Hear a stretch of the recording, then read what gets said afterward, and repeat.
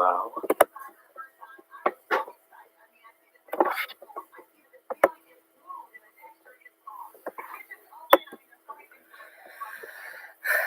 All right, so we are live. Can't see you over here. It's like this.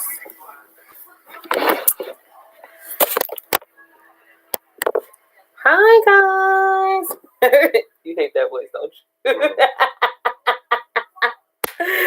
He hates that voice, y'all. What, my high-pitched voice? Yeah, that's not like a... Ooh, I love her voice. Like, that's not... Yes, that's my telephone voice. Right. Yes, when I be like, thank you for calling. You don't like that voice?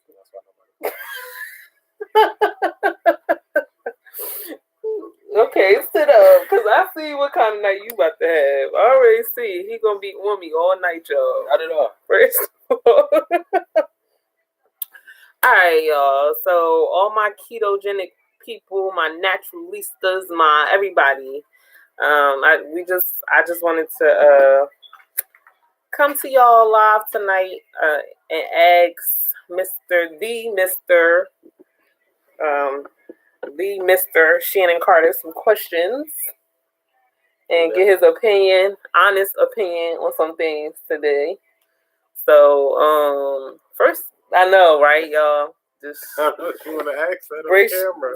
Brace yourselves, y'all, because he gonna give it to y'all straight. Like me, I think I set myself up for this. I think I set myself up. A questionnaire beforehand. Nope, we going, because we gonna tell it how we gonna tell it. We gonna keep it real. And I ain't preview him to no questions. I ain't even write these questions down, y'all. So however it go, y'all just gotta be ready. But I'm nervous because he insensitive and he not emotionally sound. So I don't even know what I'm about to get tonight. So, but anyway, welcome to our live. So we have Facebook and we have YouTube. So wherever you are watching, we want y'all to comment down below. I got Instagram over here, y'all. Instagram on there too. Because it wasn't working, remember? That's because you did it from the wrong browser. You could be right, but it's all right. So, I want y'all to comment. Here you go. He about to start messing stuff up. So, my first question. Y'all ready? My son gonna be in and out because he just can't. What you want, Chris? He just can't let us live. And the car told you to get me McDonald's, but you didn't get me McDonald's. You're right. I didn't get you McDonald's. So you hungry? Okay, I'll make you some chicken nuggets. And French fries. All right, so my first question, you ready? My first question is, what do you think of my hair? That's cool. I tried something new, so I want more details. Is it moisturized? It looks pretty moist. Okay. Is it defined? Some of it. Yo. Is that like compared to 3 days ago when I first did it the other time with a different gel? Do you like that way better? Do you like I feel like it was my Eco Styler better, or do you like my Wetline Extreme better? Which one you like better? I don't know which one is which, but the other day I feel like they were more cohesive. Okay. They were more clumped together, like? Nah. What do you mean by cohesive? Like, cohesive, like they looked alike. Oh. My curls looked alike. Yeah. Oh, okay. Like today, it's like you got cousins, friends. You know what? I'm not even doing this with you tonight. I'm not doing this with you. I got cousins and friends on my head. You know what? Fine. Okay. Well, all right. How you really feel about my hair? Thanks. So on a scale of 1 to 10, how would you rate it? A 5. Like it could be worse. Okay. So I brought that up because today at work we were talking about black hair. Okay. It's always fun. Yeah. I think you sideways seeing people though. Oh. Do it matter? Do they care? So we was talking about, you know what? Just childish. We was talking about black hair at work, and why? At work with the white people? Yeah. Okay. And it was the conversation started with like, why do black people care so much about their hair? Like, why is it such a big deal? Like, why you can't just wash it and go and let yourself be how you want it to be? Like, let your hair be how I want it to be. Like, why you got to put color and straighten it and products and perms, relaxers, and all that stuff? Like, why you got to do all of that? Like, so why do you think black hair is such a big deal for black people or black women? Or black so I know for a fact, scientifically proven. Scientific. Nah, it is. Okay. So, and this is a in general thing. It's not just black people, but primarily in the African American community. Like, especially with the women, they're not comfortable enough in themselves to just let their hair just be. Right? Because it's like, even like growing up, right? It's like before you out the house, your mother makes sure you do something with your hair. Like, don't go out this house looking crazy. Pick you up from the school and your ponytail, not a ponytail, you getting popped in the mouth. Like, I ain't seen you out the house looking like this. And so although you was being a kid and you was being young, wild, and free, like, you were expected to keep your hair looking a certain way. But why though? Because it's a societal thing. Like, a lot of women feel like a societal thing. And sometimes it is, but I mean, a lot of people don't really care, especially nowadays. So like, okay, so in my experience, right, the white people, like, because a lot of people conditioned me to believe that it was like a white thing, like we need to look like white people, like we need to, like, you know, assimilate in the workforce. I mean, and that's like originally where like a corporate thing, thing, like hot combs. Yeah, and it was like you need to keep your hair tame for the white man, right? But like in my experience, like a lot more white people are like in my relaxed hair. Like they don't say nothing about my like relaxed hair, right? Except for like if I like switch it up on them, like if I pop up with a like 22 bundles, they be like, definitely. It's like, is that exactly? Can I touch it? And I'll be like, didn't I tell you can't touch my hair?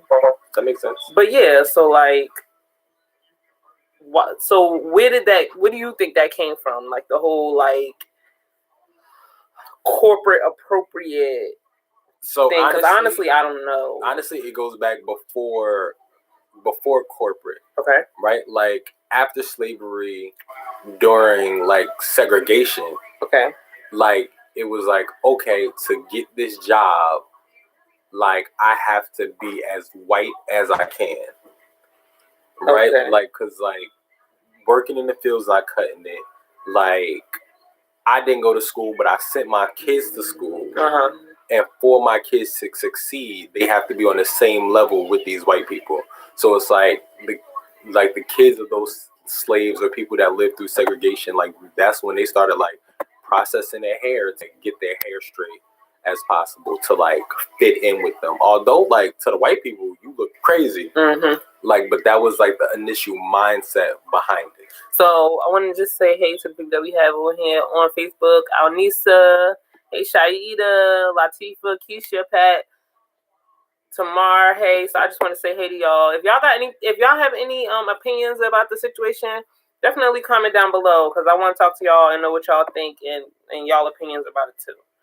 So, okay, so you think that basically we conjure this up in our own mind that we needed to look like white people, and then yes. So I mean, from we assimilated in a sense, because it's like right. So like white people. He gonna offend some people, y'all. I just hope y'all prepared to be offended. That's my everyday. Yeah, that's my everyday. Okay, life. So I mean, and this is my issue with niggas, not black people, but niggas. Y'all know the difference. But this is real talk though.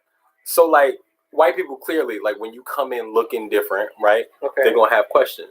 A lot of people take those questions offensively, so it's like they want me to be like them. Some people either greet it with an attitude, or they switch it up and like try to conform to white people. And I get that from black people too. Like when I go places with my curly hair, black people be like, "What you mix with?" I was about and to say, I be like, now, "Nigga and more nigga." Like I'm not like what. I was about to say, like now that's just the thing, because it's like, so the natural hair wave is like, it's a trend now. Like people buying natural weaves now. Right. Like before, it was like you wore everything but your natural hair, and now it's like that's what's taking over.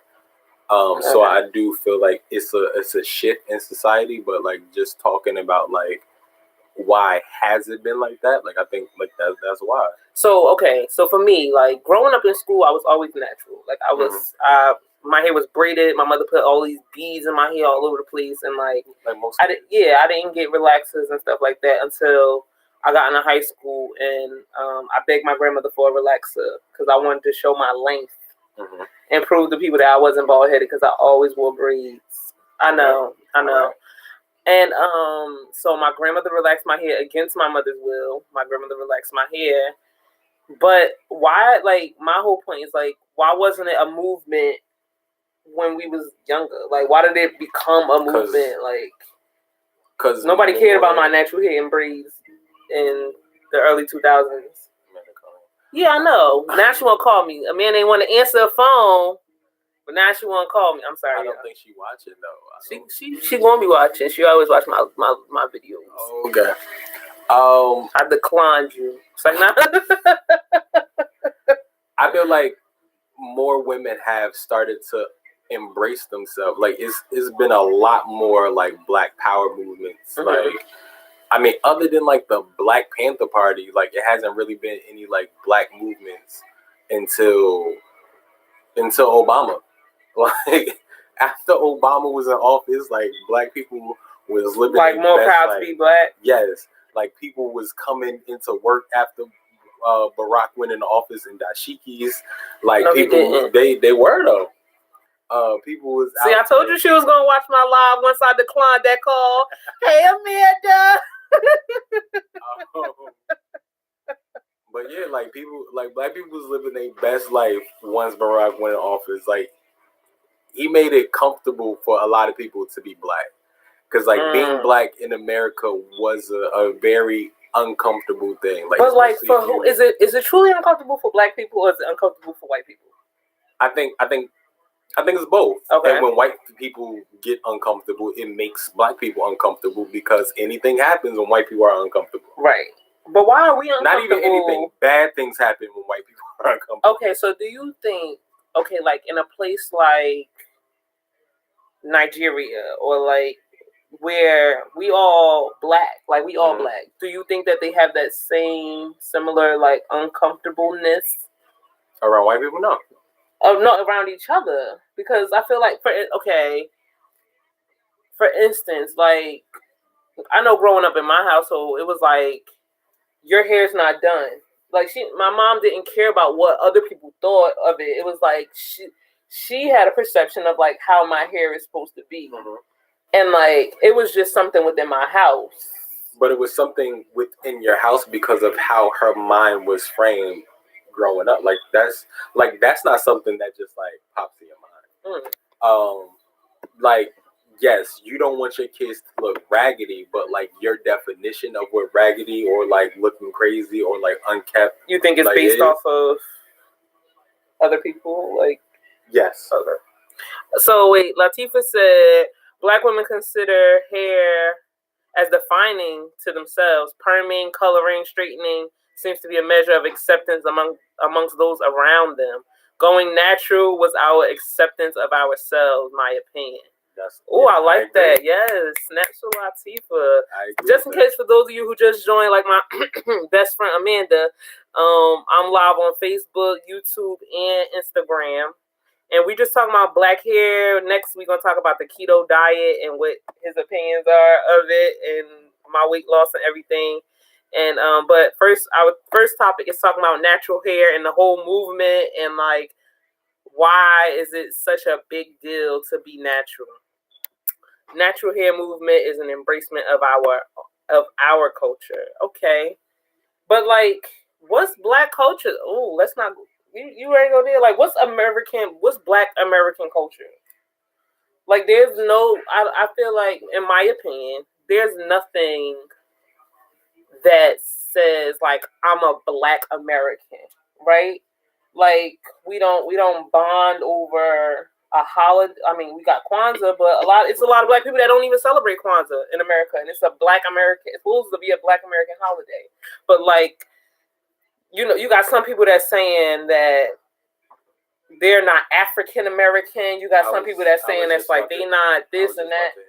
Yeah, so there's like, such a divide. A Black American holiday. It's an African American holiday. Okay. And there's so many Black people that don't resonate with African American that they don't celebrate it at all. Right. So what is something that will unite us besides Obama? Like what? I mean, you know what I'm saying? What I'm saying? Like, I mean, so and it's even. I mean, I don't really know any. But I feel like the only thing that did unite Black people was like hip hop in the 80s. Okay. Like that was the only thing, like hip hop and like R&B. Okay. Right? Like that was ours. Not R. Kelly. even Aura. Yeah. Even Aura. He was bonded for a lot of people. I know a lot of y'all graduated to I Believe I Can Fly. You know what? Especially if y'all was in the urban community. Hey boo, hey boo, hey y'all. Yeah. A lot of churches out here singing "You Saved Me." Yeah. Yeah, no. But yeah, like music was the bonding factor I feel for African Americans. Like that was the only thing that really like bonded people together, other than like when a cop shoots a Black kid. And that didn't used to bond us. Right. Like it wasn't until I guess people started realizing like it was happening, not even realizing it was happening a lot, but it was being televised a lot. Because it was across different cities and across it was happening a lot before. Literally the only difference is people started catching it on camera and posting it places. And it started being put on the news. And then white people was like, oh my God, in Newark. But I feel like other than like, and I feel like that's in America, period. Like other than national like tragedies, like there's no real unity. And I feel like that's why like a lot of foreigners don't really gel with Americans, especially if we're talking like American Blacks. Like that's why like foreign Africans or islanders, like when they come here, like a lot of Black people say like, oh, they think they better than us. I don't having like African like Nigerian friends, like I don't think is they think they're better than us. It's just their culture is different. So do you think that Black Americans can ever truly like come together and like have another Black Wall Street or like Black owned businesses that are successful, like Fortune 500 companies that are Black owned and ran and like surviving other than Fubu? Like, like, do you think it's something that is in the near future? Like, what's your opinion on it? In the near future, no. No. Like, I think it's possible. Okay. Right? Like with the amount of successful Black people there are, with like not saying it's a lot, but like there are Black owned banks, there are Black owned businesses, there are Black entrepreneurs, Black philanthropists. Like there are people, Black people, African American people on these different levels, but I feel like Black people a lot of times don't work with each other. Right. I think that's my biggest issue, right? So I don't know how to say this in a nice way. It's basically like we spend our time trying to get to the next level so that we could assimilate with white people. It's like, okay, now I have this, now I have my PhD. Now I'm gonna go work in I'm a doctor now. I can go work in a white hospital. Like I'm a teacher now. I can go teach at a white school. Like it's just like we don't keep our stuff within our own community. It's not like, okay, you know, people who make it, they spend so much time trying to get out of their community, and it become like a stigma of like, okay, you must, number one, you must think you better than this neighborhood because now like your goal is to make it and then get out of the neighborhood. And then the second thing is like, now once you've gotten out of the neighborhood, like you don't even reach back and like come back and help. And like if you look at the people, like the number of people who are from Newark, like, and they're celebrities and famous, and they got all, or East Orange, or all of that, like all those people, and you look at like what they've done in this neighborhood, like once they've gotten out, like it's not much. And I think it's like besides Shaq, we gonna let Shaq live, but what you doing? The Boys and Girls Club, all of that was Shaq, and in the movie theater. The movie theater was Shaq, and but like if nobody else, right? I'm just saying, Mark Zuckerberg gave millions of dollars to Newark. We ain't gonna say to Newark. He ain't give it to Newark. He didn't give it to Newark. We're not gonna go there. He did give it to Newark. Newark chose like it. He didn't control That's what not Newark true. did with it. You think he in control? You think he giving out millions of dollars and not gonna control where it go and how it get there? No, it was like a donation he made. That was a tax write-off. Believe that if you want to believe that. I'm just saying. It wasn't. He didn't control how they used it. It was given in Newark, but it wasn't given to Newark. Who was it given to? You work for him. I don't know. Say right. No, I don't think. I mean, we got to table that one. Let's table that one. Okay. But go ahead. Oh, I was just saying, like I do agree with that. Right? Like people make it, and rightfully so. Like I feel like if you grow up in the hood, nobody around you in their right mind is going to be like, if you make it big, you better stay here. Like they foolish if they tell you that. Like if you make it to where you don't have to live in poverty or you don't have to live in a dangerous neighborhood, like you absolutely should move. On the flip side of that, I do agree that you should like come back and help. But like name a wealthy black neighborhood. A wealthy black neighborhood? Like there aren't any. That's my issue. Like it's not that. My issue is not that you moving and you taking your people with you. Mm-hmm. Like you made it, you moving, you taking your people with you, and you creating, and you turning Chattahoochee, Georgia, into a affluent black neighborhood. No, you're not. You moving in somebody else's neighborhood, somebody else's town, and then you trying to figure out why they trying to run you out the town and looking at you funny because you black and you ain't supposed to be from around here. No, and then you bring Boo Boo and Boo Raheem up there, and then y'all turn it out, and then you back where you started. And I feel like, and that's the issue, right? Because of all the Boo Raheems, right? Or what was the internet joke? The Quans, right? Like, I got some Daquans on my social media, y'all. Don't take that personally. Right. But I'm saying, like, realistically, right? Like, that's the reason why people don't like to do business in the hood. Because it's like, you open up a store in your neighborhood, right? Black-owned business in your neighborhood. And the people from your neighborhood is the ones that steal from your neighborhood. Right. Or, like, they breaking stuff in your store. Like, but if you think about the North riots, they like preserve the black-owned stores. Though. Some of them, not even all of them. Most of them. Some of them, and they still threw bricks through the black houses, people apartments. Like the apartment buildings wasn't owned by black people, but black people live there.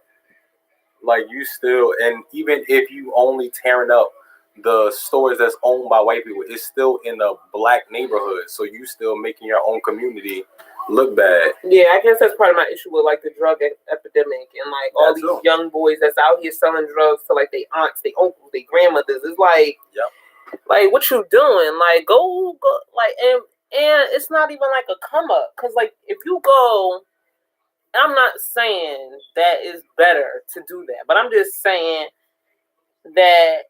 If you go up to these college parties in these white neighborhoods, they will buy them same pills, them same drugs, double the price for double the price, rather than you sitting there selling it to your brother, your sister, your cousin. Like But a lot of people in these urban neighborhoods, like they don't have that mindset that like, oh, I need to make money, like, and I only have a couple ways to do it, right? Like I could rob, I could steal, I could sell drugs, like, but since I want to preserve my neighborhood, I'm gonna go somewhere else and do it. Like they don't have that mindset. It's like this my hood, this is where I'm gonna do that. Thus, part of the reason why when people make it big, they not staying around because they know that puts a target on their back for those same people. So what was that?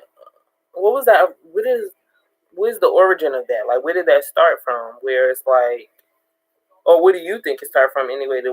For a person to have a mindset like I'm going to destroy my own neighborhood.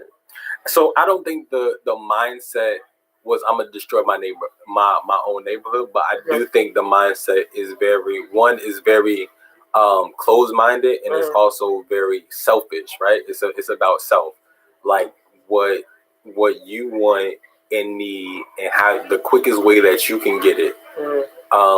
Regardless of who, right? Because trample on in the process. That's not a thought. Like who get trampled, how they get trampled, like the big picture isn't a thought. It's about like the here and now. Okay. Which is understandable, but at the like, I don't know. Like I'm a little different, right? Because I was born in Newark, raised in East Orange, but my grandfather worked his entire life. Like he was the son of a sharecropper. A little different than who? Than a lot of people. Oh, okay. What to say? No, I'm just wondering. My grandfather works his entire life too, so I was trying to figure out what you were saying. No, I was just saying, like, different than a lot of people. Like, my grandfather, like, worked for everything he had. Like, he was big on, like, you gotta work to provide for yourself and your family. Okay. Like, you gotta do it. Like, even if somebody help you, it's still like you did it. If they help, great. Right. But like, you still out here doing it, making a way for yourself. And like, a lot of people don't come from that. Right. Like the mindset. But you don't think that like selling drugs is a mindset, like a hustle, like I gotta get out here and do it and make money for myself, and this is the way like that I do. But like I said, so that's a closed mindset because you're only thinking about that one aspect. Like ain't nobody else gonna help me. I got to do it myself. Okay. So I'm gonna go do it. Right. Big picture. Ain't nobody gonna help me. I gotta do it myself. So I'm gonna get out here and hustle. I'm gonna go to these white neighborhoods, hustle, like get more money, come back to my hood, spread the wealth, or like at least like go to these other neighborhoods, make this money, save it up, open up some type of legitimate business. Not even to wash the money, but like so I don't have to do this no more. If my actual goal is to have a come up, like why not invest in the actual business? All right, so we'll table that discussion because that. I mean, it's like experience versus lack of experience, knowledge versus lack of knowledge. Like it could go so many ways, and it's different. It's circumstantial, definitely. Like every case is different, every reason, every mindset is different. But like we could talk about that for years. Really, truly is. But I really want your opinion on You sure about this? Yeah, because you made little statements about it, and like we haven't really had like a full-on conversation about it. Okay. And I'm curious to know what like your opinion is of it because we haven't had an in-depth conversation about it. So as a black, what is it? I know I'm trying not to say what it is because I don't want you to be thinking. I gotta like say what it is, and then you talk. Like I can't give you time to talk. Time to think. So as a black man, yes, a black man who's a father, what's your opinion, real quick? Because I don't want to go into detail about it because it could be all night on R. Kelly surviving R. Kelly thing. So yeah, what's your opinion? Like the series in general, or like what happened? First, the series. So the series, I don't like the series. I feel like right? Like, if it truly is about just like telling a story about women that were abused or taken advantage of, you don't then make money off of it, right? Like, you don't sell that story. Like, so who you mad with? Lifetime? I'm mad with Lifetime. I'm mad with the people that like. Well, not mad. Let's not say mad, because you know black men can't get mad.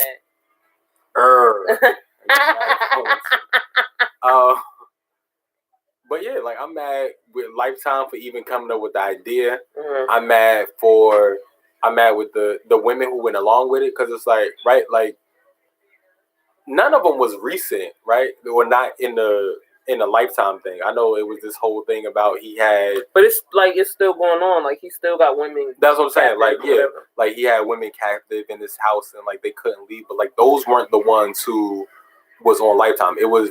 Well, like, he still got the niece. I didn't watch it, so I don't know. Okay, yeah. Supposedly the parents was one of the parents did an interview on somebody radio show in was the niece Atlanta. on the show? No. Right. So I'm saying the people who were on the show speaking out about it, it was all things that happened like a while ago. Right. So it's like, if you, this is just me, right? If you really do feel some type of way about it, like, say something when it happened, not when like there's an opportunity to make money off of it. But what if it wasn't about the opportunity to make money off of it? What if it was about, this is happening to my sister too, and now I have a platform.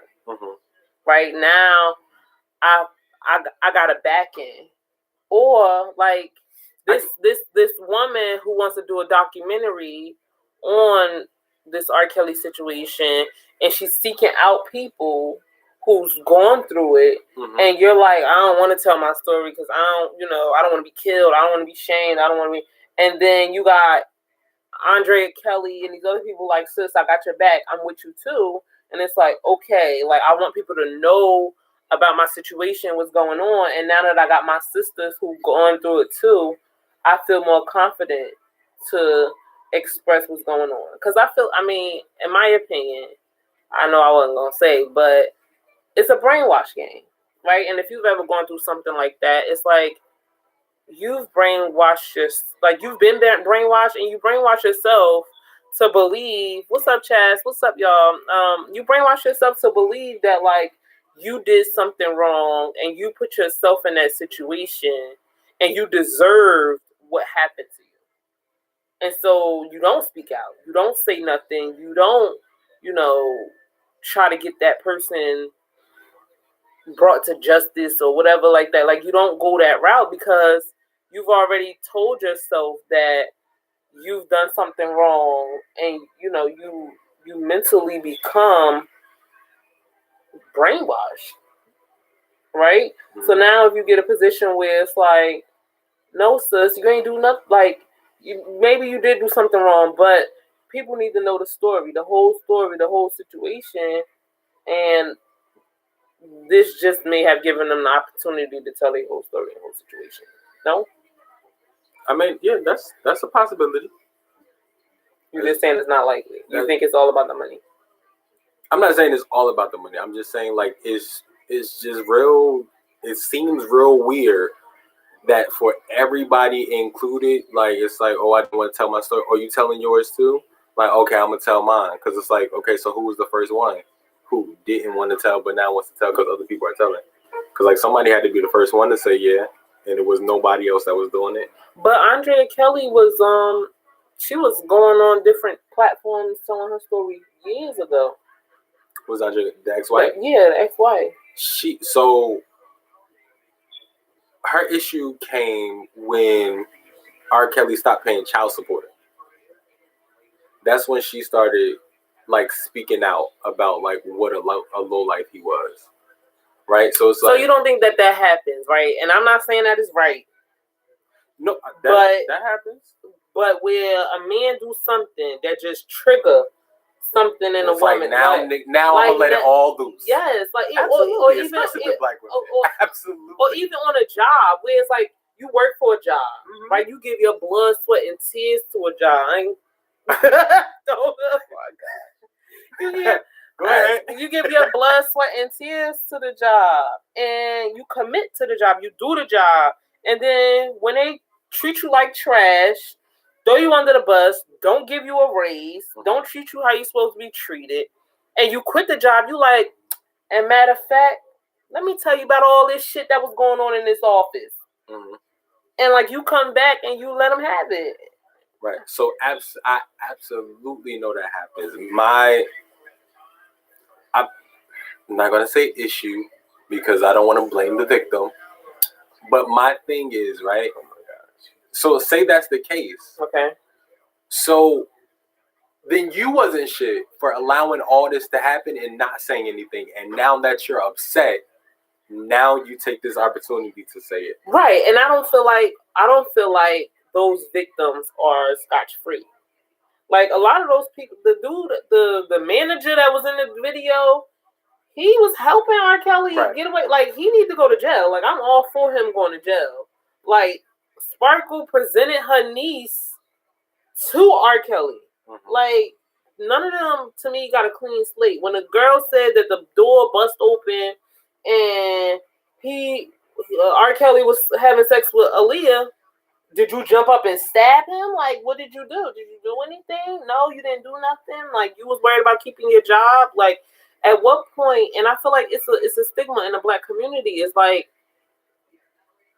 we get so hard up for cash. Like, we get so hard up for cash, and rather than us like not selling our, and that was something that I said earlier on Facebook. Like, we talking about these women doing things for money when it's a lot of us that's on these jobs that we hate, that we see shit every single day that ain't right, that ain't supposed to be going down, and we keep our mouth shut for $1. There's some of y'all out there doing it for free. Right. Like, doing the same things for free. Problems in with the little girl who got peed on. Like, wasn't no money involved. Like, it was just, it's R. Kelly. Guess I'm going to take this. Well, she getting paid now. Right. Now she getting paid. After saying it wasn't even her. Like, originally when it happened, she like, nah, that ain't me. And he paid her to say that. I don't think he paid her. Like, it's embarrassing. Like, you done did some freak shit, right? You didn't know the dude made a tape of you doing some extra nasty stuff. You don't think she knew? Now this the camera wasn't hidden. It was supposed to be like a security camera. That's what they say. That was the whole story when it first came out. They had good clarity back in the day. Ain't no way. But like this tape get out, and now you exposed. Like, you could either be like, yeah, that was me. He paid me to do it. Yeah, that was me. I let him do it. Or nah, that ain't me. I would never do nothing like that. Like, that's embarrassing. Right. So, I mean, I wouldn't have cared. What you mean? I wouldn't have cared. Like, if I did it, I did it. But at the time, the girl was underage. Absolutely. So she couldn't admit that she did it. She could have admitted that she did it. Well, because from R. Kelly's perspective, she couldn't admit that she did it. And that's why, like... From R. Kelly's, like, she could have, and she would have got away scot-free. Like, nothing would have happened. It would have all fell on him. Right, but that's the thing. That's why I'm saying it's brainwashed, because it's like he put her in a position where she couldn't say that it was her, because then that would confirm what people are saying, that he out here sleeping with little girls. But that was confirmed already. Like, once he got married to Aaliyah, it was already like that. Well, it was a no, so they wasn't married. They were married. That's the only way you can get it on. You gotta get married first. Well, I mean, do it count? I mean, like, it's like I don't know. It's like when you sign a check and then put void on it. It's like you still signed it. Like, nobody was able to catch it, but you still signed it. So you intended on writing this person a check. What you think Aaliyah would say if she was here right now? Like, I was young and in love, or thought I was in love. You think all this stuff would be going on if, like, this surviving R. Kelly thing would be out? if Aaliyah was, I think, I mean, maybe not, because like I feel like they would have came to her with the idea, and she probably would have just like shed it, like nah. I think they would have been married, and he would have stayed with her, but he would have had all these other women still, like he did Andre. Like she would have been the Andre. Yeah, possibly. It's a possibility. She'd have been the next Tina Turner, talented and getting her ass beat. It's a possibility. I mean, so like some people, I don't know. So I don't think he's a pedophile per se, right? I don't think he's purposely going after young girls. I think it's like he likes a certain look, and those girls happen to just be.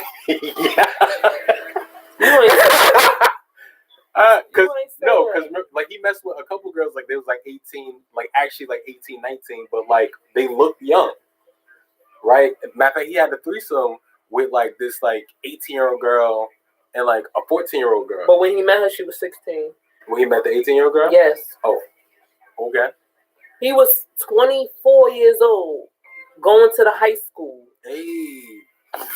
Picking up high schoolers.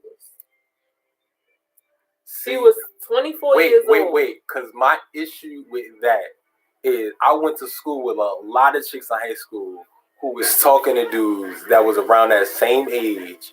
They was coming to pick them up, and like they wasn't against it. But I feel like now because it's R. Kelly, it's this big deal. Like, so I'm big on like double standards. So you feel like celebrity status shouldn't have mattered because if he was a regular human being, yeah, it wouldn't have been like no, it like you nasty, bro. Like get somebody your own age, but I don't feel like it would have been like made this big deal. Like wouldn't nobody been trying to track down like some chick he messed with 23 years ago because she was 14 then?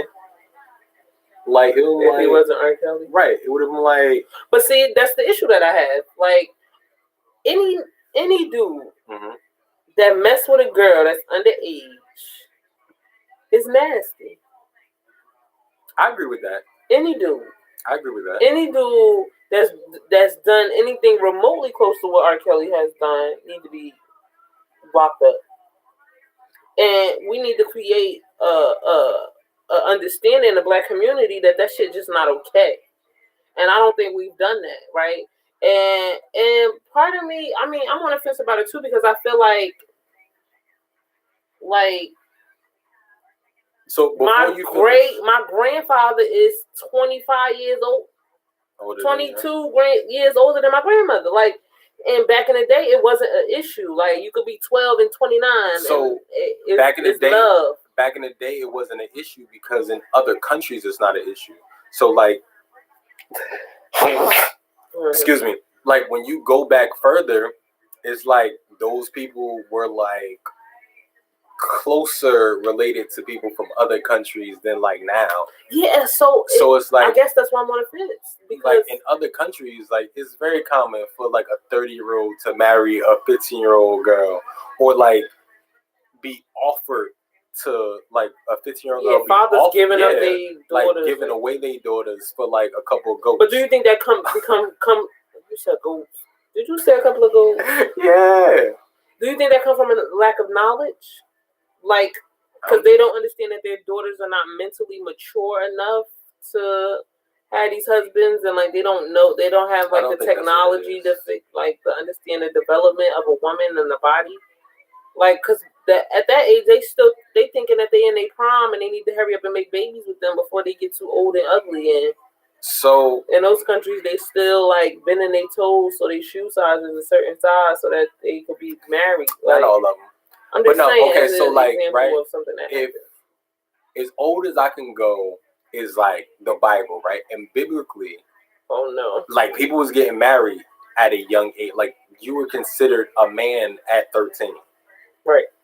So you were considered a woman around the same age. Okay. So it's like it wasn't uncommon at all for like 13, 14-year-olds to be married. Before you get married, you gotta like talk to the person, date, and it's like that's what happens. Like it sounds super crazy and super creepy just because of like in society now, especially nowadays, because even like in like the 90s, if you were like a 30-year-old woman and you wasn't married, like you was like, what was you doing with your life? Right? But like now, like it's not really that big of a deal. It's like you're independent. Right. So it's like I feel like times change quicker in America than other places. Do you think that's because we don't have any culture? We don't have a foundation. Right. I think like, that's a big part of it because tradition? There's so many different cultures. Like everybody try to do their own thing. And that like it comes out to like there not being a standard for anything. So my main issue with R. Kelly, right, is that it's the intention behind it. Right? So like with these other countries and these other people, they're looking for wives, right? And they don't care of her age or whatever. It's more of like she's beautiful. Her husband, her father's giving it to me, or whatever. Or we need to merge goats, or we need to merge these two lands together so that we can own more property. Or it's like I like her. I genuinely like this woman. But R. Kelly, his intention was like to sleep with all these different women from these different places. These young women, right? You know what I'm saying? Yes, I know what you're saying. And I guess that's the issue that I have with it, and that's why I look at it. I mean, I definitely the way I look at it. It's like it wasn't like he was looking for love. Yeah, I agree with that part. And he just so happened to fall in love. Like if it was just Aaliyah, I think he really did love Aaliyah though. No, I do think he loved Aaliyah. But okay, if it was just Aaliyah, it would be like, okay, maybe he just loved her and she's not here to speak for herself, so we can't do nothing about it. Like just let it go. But because it was Aaliyah and all these other women, and then he had women at the same time in different locations and trapping them in the closet and all this shenanigans and foolishness. I mean, that whole like being trapped and like I can't really speak on that because nobody who was trapped have said that. Like it was always like a third party. No, okay. So the girl that they did the interview with, who was walking aimlessly in Atlanta, right? Oh gosh, I'm drawing a blank on her name, but her interview. I watched her interview.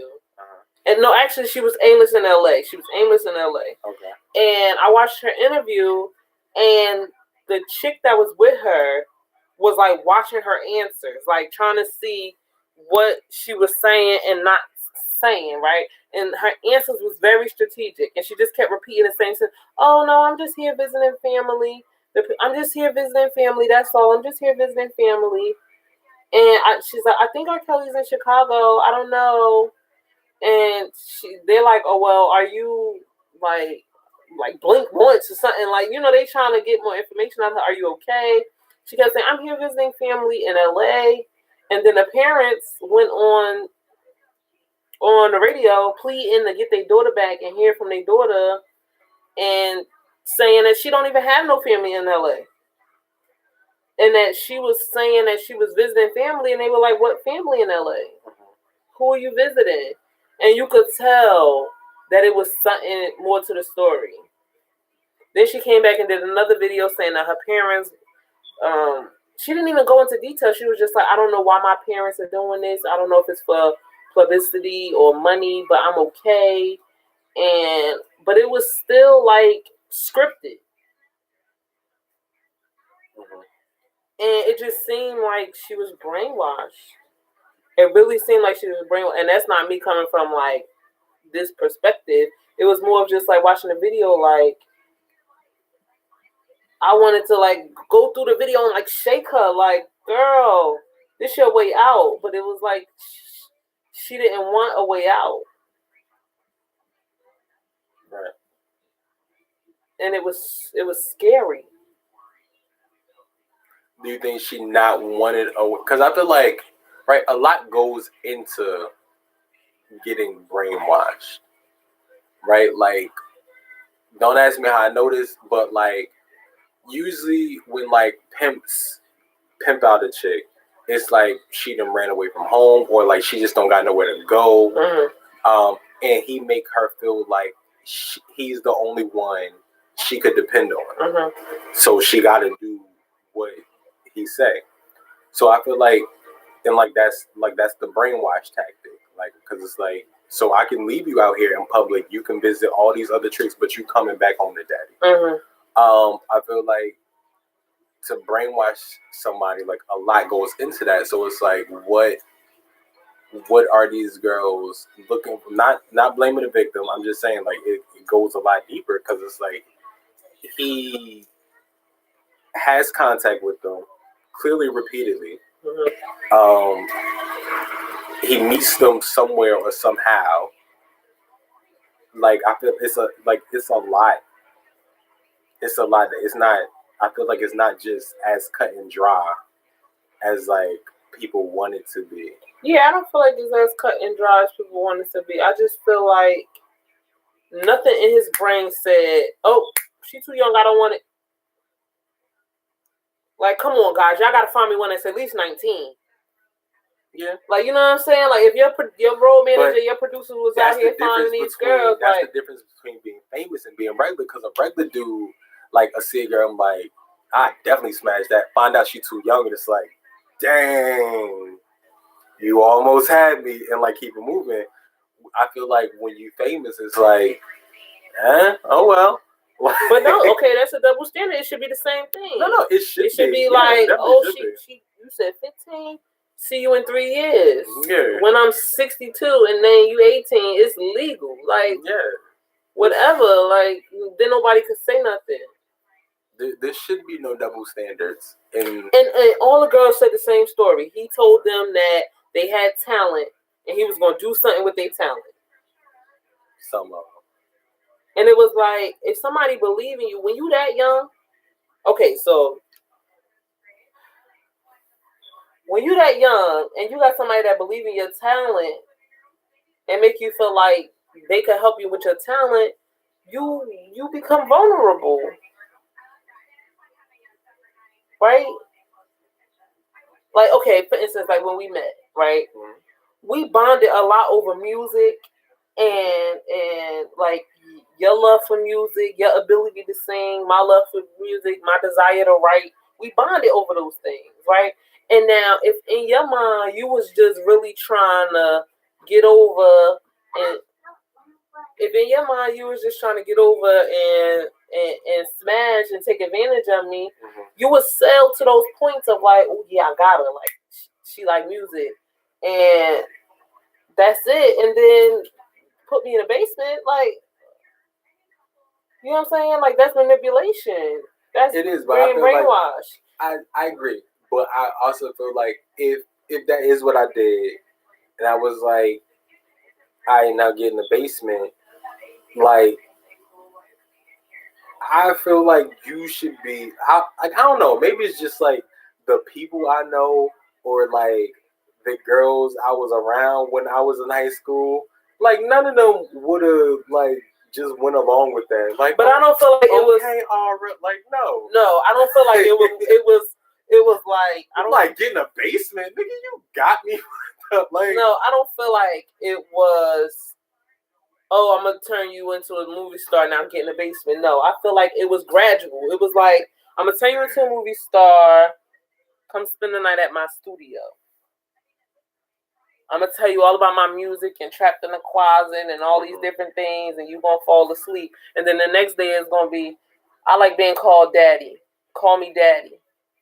And it's like, all right, that's a little weird. And that's what you into. I guess I can do that, daddy. Like, I feel like a lot of women don't think it's weird though.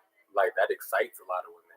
Okay, but further proves my point. Okay, especially if you lay it down, it's like you zaddy all day. You know what I'm saying? So then it's that, and then it goes into like, what's up, Zah? We talking about this R. Kelly thing. Okay, so then it goes into like gradually becoming more aggressive and more controlling of your life, and it's like, wait a minute, wait, and then by then you already in love, and it's going too far. I feel like he's not the aggressive type. Like maybe like controlling, demanding, because like he's that type of person. Like as like an artist, like people said, like working with him. That's why like that whole back in the day when him and Jay-Z had a tour, like that's why that ended and got cut short. But I like R. Kelly, like right, okay, it's similar to you. Y'all saw what Mr. Biggs did to him. Like, oh, okay, that escalated quickly. Like, but okay, R. Kelly. I'm not trying to compare you to R. Kelly or nothing like that. But I don't even want to hit a rest. You want to hit a rest? What? But okay, I'm saying like a similar personality trait, right? You're not an aggressive person, but when you say some shit, it's like you mean what you said. You know what I'm saying? Okay, and now let's take somebody like that. Zah said he wrong, period. Ain't nothing you can say to her. He wrong. No, but I'm not saying he's right for what he did. But you never start with that. You never start with that. I never said he was. You said he wasn't a pedophile per se. Like what? You can't. No. Woo. Action. Slept with girl underage. Pedophile. Period. And that's the issue. So the reason people justify it. The reason I say it's not that cut and dry. One, like I said, like I didn't watch the whole saga. I just heard the different things that was like on the news. Then you call it a saga. Because that's what it is. It's like I don't like it. Same reason I like reality TV. Like it's like selling drama. But what I was saying was like the reason why I say it's not as cut and dry as that, because. So, right, you can be labeled as a sex offender having sex with a grown woman, but, like, in a park that's near a school. Right. Right? So, it's like, you didn't do anything wrong, but, like, now y'all labeled as sex offenders. So, it's like, not saying he didn't do anything wrong. Right. I'm just saying that's a situation that's not really that cut and dry. Like, if a job see that, like, it's like, oh, you a psycho? Okay. Like, now you have to hear and tell this whole story about what happened, so you don't look like you out here molesting kids. Because like somebody hears sex offender, that's the first thing that comes to their mind. Like, oh, so you rape kids? That's what you out here. But doing. If you out here having sex out with grown people, whether it's your white woman, you want to spice it up, flip it over, turn it down. If you doing it 17 times with 6 different women, bro, you a sex offender. That sounds like a fun night. Was it the same night? I'm not dealing with you. Talking about y'all should. Exactly. Huh? Oh, when R. Kelly was saying that. When R. Kelly was saying that they should have got him 30 years ago, he posted that on Instagram. So that they bringing this out now, and that they should have got him years ago. He said he acting like he can't get touched. R. Kelly acting like he can't get touched. I don't like. Yeah, because he already brainwashed these underage girls. Like, I don't know if it's like I wouldn't say it's acting like he can't get, like, not with that statement anyway. I think that statement is kind of like the same way people felt about like Bill Cosby.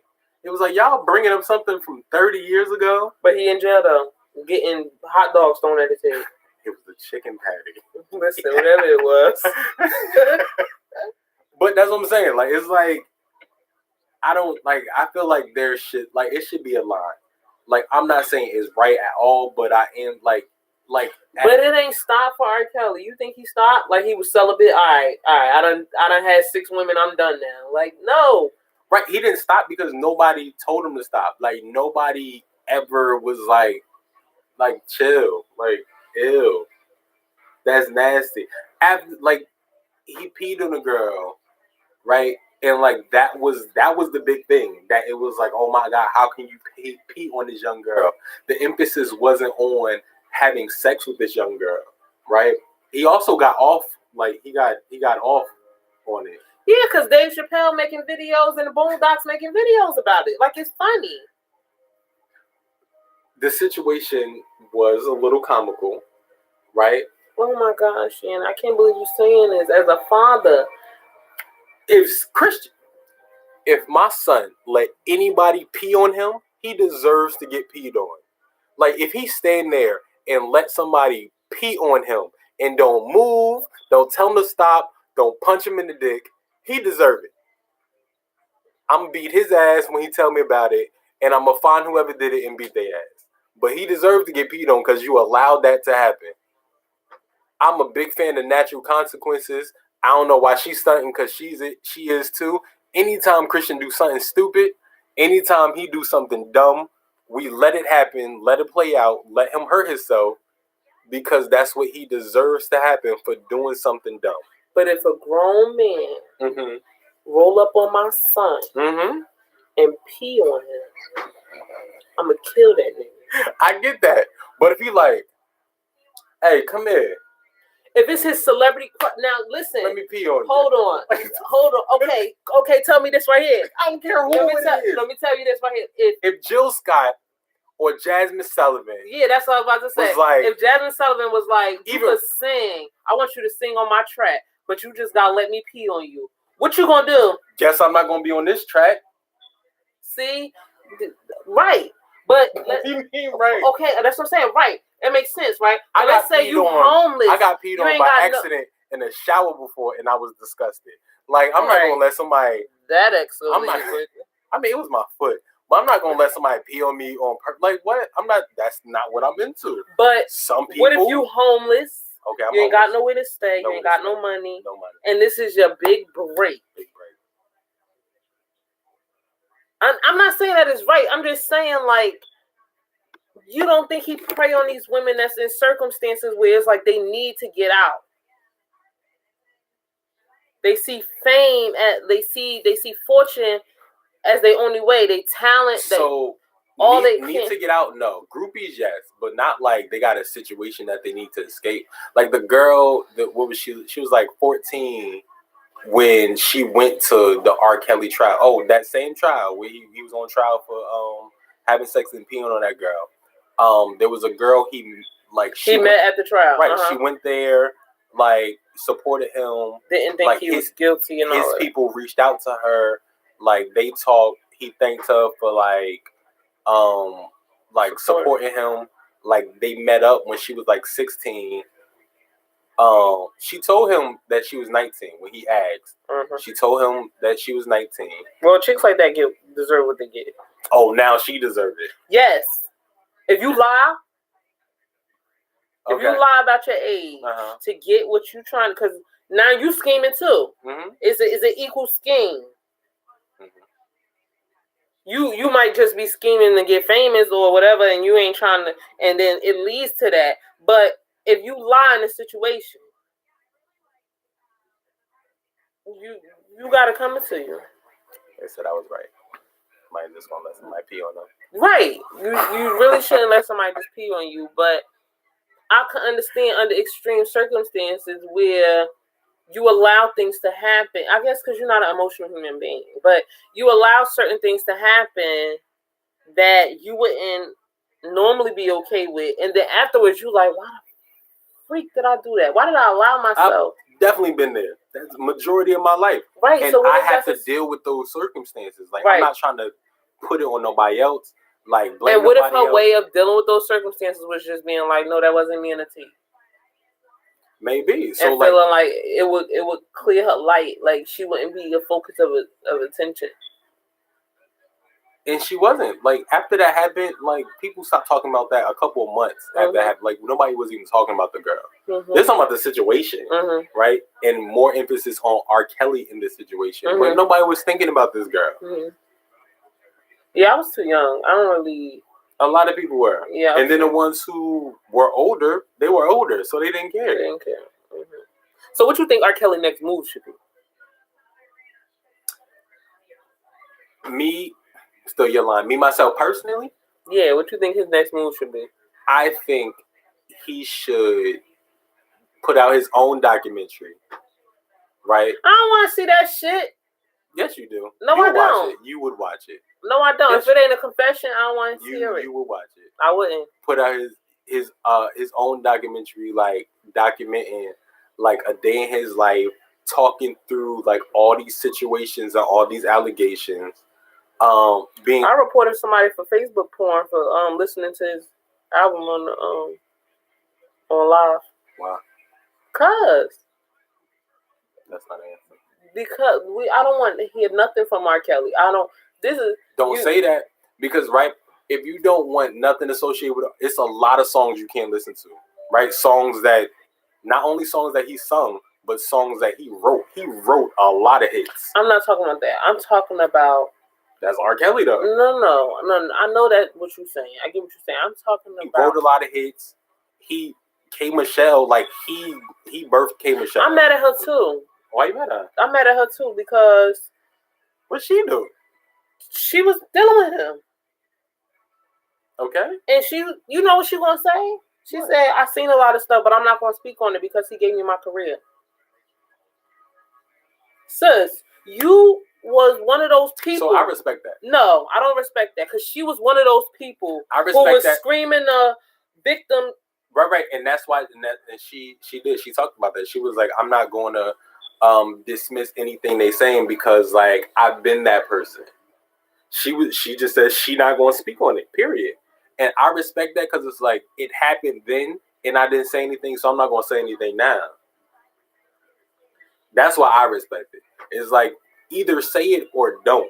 Like, don't be like, oh, I wasn't going to say nothing, but since y'all talking about it, like, nah. I don't know. No. That's just me. That's me. Because I feel like you a woman first.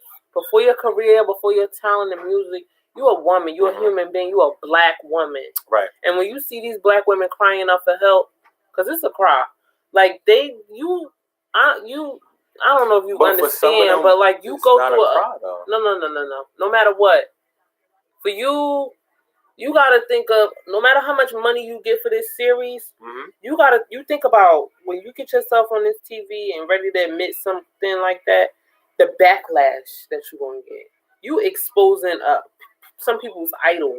You exposing, and I'm sure women have watched what has happened to these women after Bill Cosby got exposed. What happened to these women after? But my thing is, right, what's the worst thing that can happen?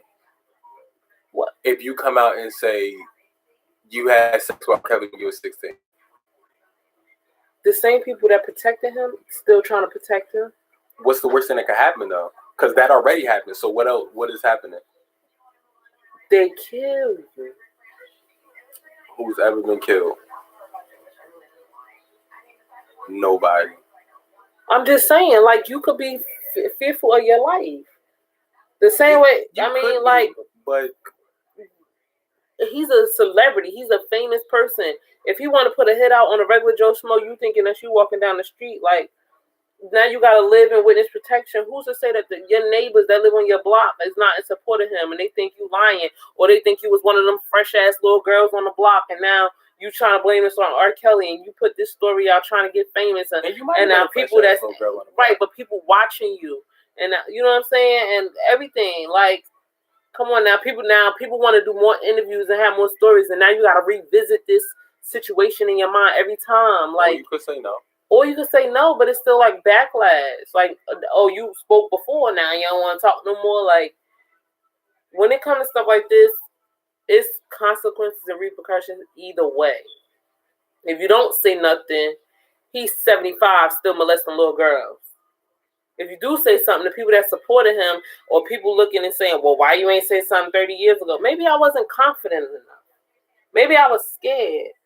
Maybe he had my family name and information where as though he would do something, harm my family. And him being a celebrity and getting away with it all these years made me believe that he might actually do something to hurt my family. So I was afraid. Maybe I got the opportunity for them to say, listen, we're gonna release this story, but we're gonna put your family in a protection program or something, so where you don't have to worry about your family. All of that sounds like very viable reasons. Like, I would 100% understand. If one of the women had said any of those things, I'm like, okay, I get it. But they didn't. Right, but that's part of the paperwork. Like Oh, you're not gonna get on TV and say I'm only saying something because Why wouldn't I? my 'Cause family in witness that's protection. part of my, not in witness protection, but like I didn't say anything before because I was afraid of what he would do to my family. Or I didn't say anything before because, like you said, I wasn't confident. Like none of that was said. None of that was said. I mean, that's true. All right, well, we got to table this discussion because we could talk about this R. Kelly. Tabling discussions.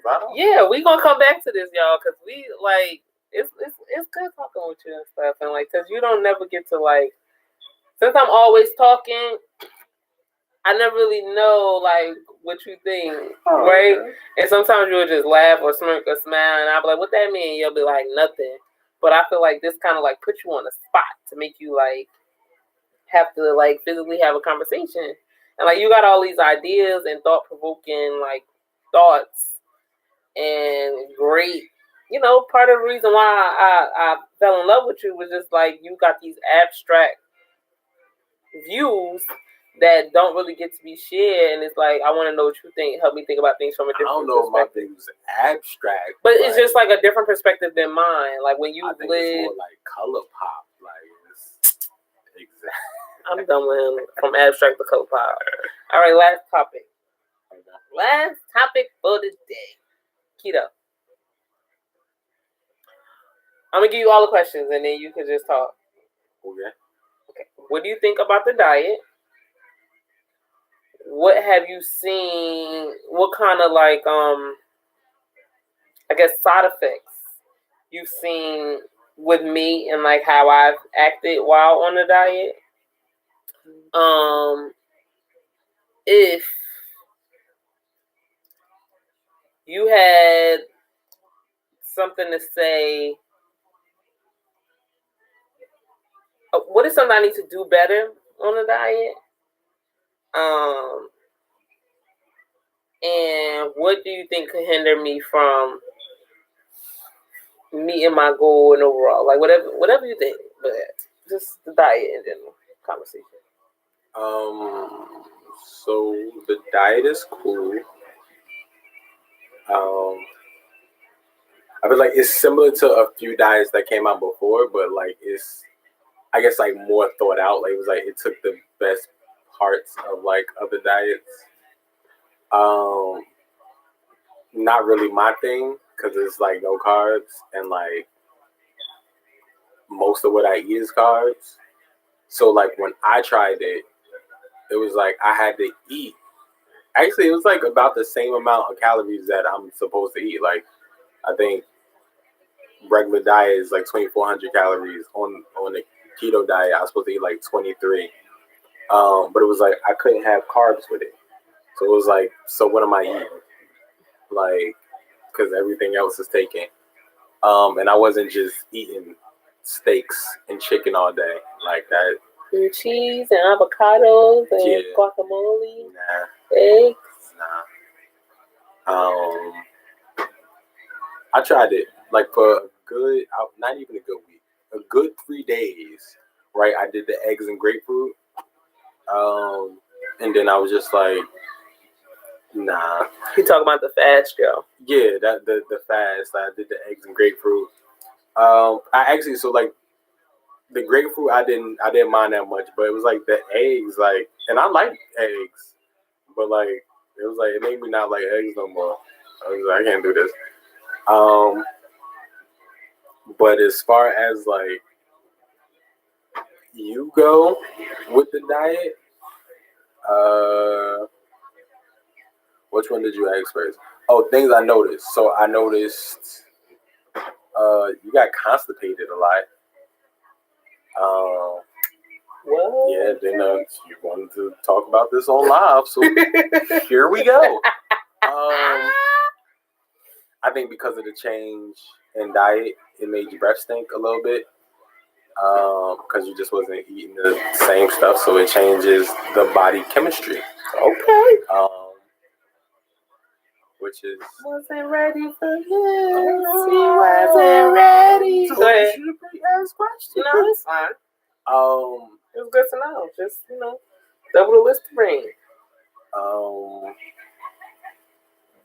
But yeah, I mean, that was. I mean, as far as like the. Oh, and like when you first started, you would be like hangry. Like you just always had an attitude. Like if you don't go eat a Snicker or something, like leave me alone. You get hungry. Like that's your problem. You need a burger in your life.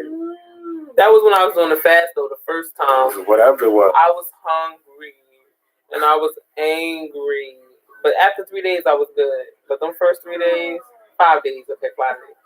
Once I added bacon, then I was upset. I was sad. Okay. But before that, I was just like, you walking around looking like a Whopper, and I'm hungry. That was my problem with that was the problem. My problem with the diet. Carbs keep you happy.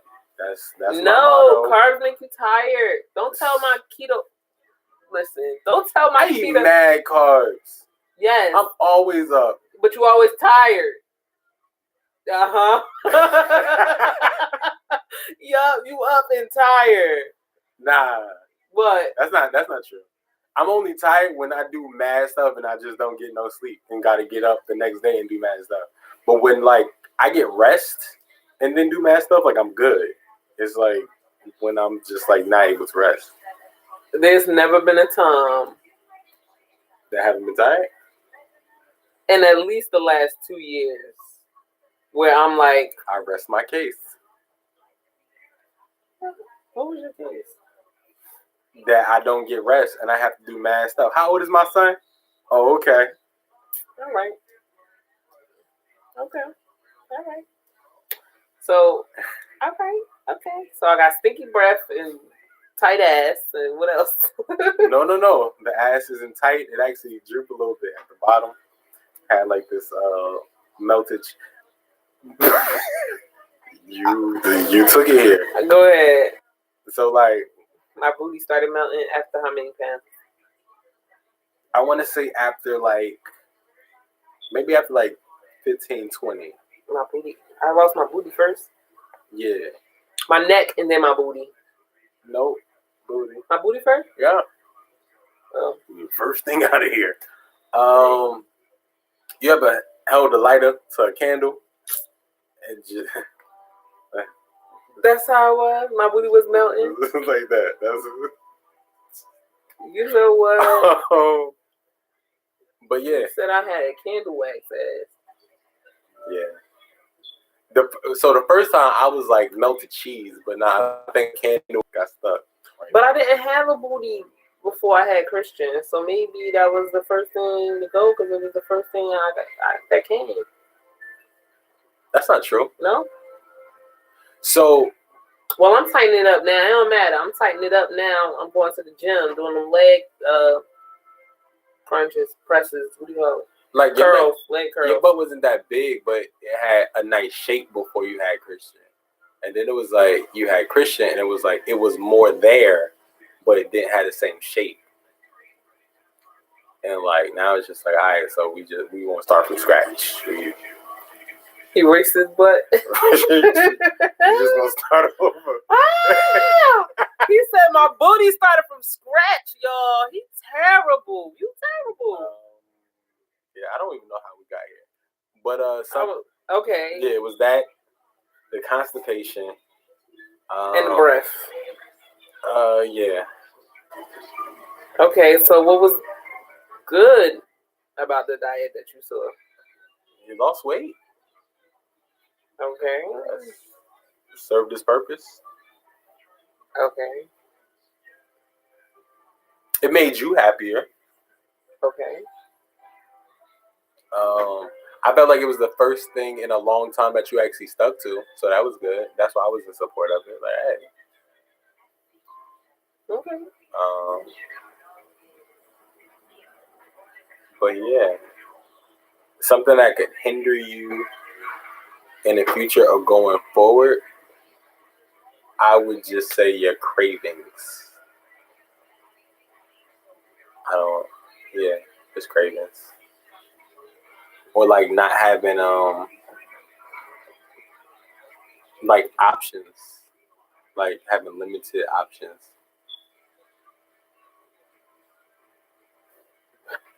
You said have a limited option. Uh-huh.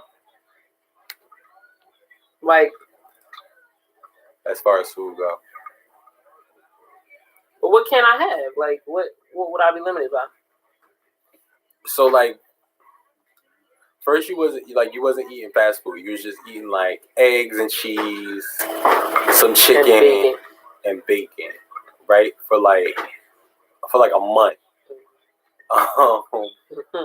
Then you start watching like I guess like other YouTubers like start finding out you could have different things. Trying to make she made like this little pizza thing before. It was actually kind of good. The crust was disgusting.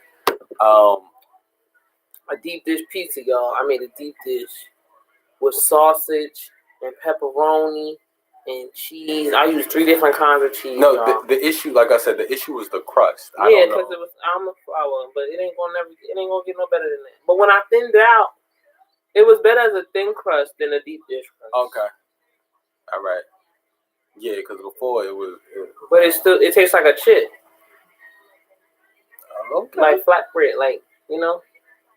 But I needed something more doughy. You didn't like that. We just have a different preference in pizza anyway. In general. Because I like mine still a little bit doughy. Like softer pizzas. I like softer pizza as long as it's done. Like you said, doughy. Like fluffy or doughy? No, like doughy. Because doughy means it's not cooked. Right. Oh, I like mine cooked. Right. Yeah. But, okay, so how much more weight you think I need to lose? Need to lose? No. That's not my question. Okay. Be careful what you ask. What area do you feel like I'm struggling with the most to lose weight? Like, Like, you've seen my booty melt like cheese and candle wax. Uh-huh. So I'm not having an issue with that. But, like, what area do you feel like it pretty much looks the same? Or, like, I'm not shrinking down or whatever? I would say your stomach, but I know why. Why? It's because you don't, like, you just recently started doing stomach exercises. Mm-hmm. So it's like. So you think that should be an area of focus, like exercise? I think, well, with the constipation, like, I look more bloated than I actually am. Okay. I mean, I look bloated, so you can't really see it. Yeah. Okay. But, like, first thing in the morning, I'd be like, ooh, nice. But, like, by, like, noon. Also, when you laying down, like, I heard you one day, you was like, why I can't just like this all the time? That's a real question. Laying down, nigga. Listen, that laying down stomach is tummy tucked. But, like, right now, I feel like I could poop out a whole anaconda. So go for it. But I can't. Because I'm constipated. So take time for it. No. Don't take time for it. I tried that. I took fiber pills. Not fiber pills. I mean like a stool soft. But it's not that it's not soft. It's like stuck up here. But it's probably stuck because it's not soft. Oh. But I had took some fiber supplements. Or you take one of them rinses and just flush your whole system. You won't clean it up? Not at all. I'm gonna be at work. All right, y'all. Well, thank y'all for tuning in. Don't forget to like, comment, and subscribe to my YouTube channel at Natural Keto. I'm a co-lead parent. Hey, KHANATURAL Keto KETO. Make sure y'all download the Lose It app, LOSE It app. It will help you with any of your weight loss struggles. And comment down below. Let me know if you guys want to see more videos like this, featuring this one and only fine what you call yourself? Chocolate Sizzle or what? I forget whatever your stripper name is. Oh, you ain't say that. It's your boy Chocolate Thunder. Yeah. Yeah. So foolish. All right, y'all. But y'all have a great night, and definitely let us know what you guys think, and if there's anything else you want to see from the duo. And I will be uploading my video tomorrow about my hair and the gel that I use. He only gave it a 5, but I think this gel, I think I gotta try it again with a different leave-in conditioner, and I'll let y'all know my full final results once it fully dries. I think she just needs to do a better job. I've seen her hair look better done by her, so this is indeed a 5. Well, I also feel like my hair is still like trying to revert back. Okay. Right. So the curl, like we you said, like I got sisters and cousins and brothers on my head, and they're not all in unison. It's because like my hair texture is like still not fully strengthened. Like I did a deep treatment, but it's still that hurt. And I don't know, you pulled the strand out. I felt it from up here. It didn't come out. It's snagged on my nail. He's snagging my hair, y'all. All right. So let me know what you guys think. And please follow me on YouTube. I would appreciate you so much. Why do YouTube camera look better than the Facebook camera? I don't know. Yeah, I do. We cute though. All right, y'all. Peace. I'm going to bed. Hey, naked boy. Mommy. What you doing, naked baby? Mommy. Naked baby. Mommy. Daddy.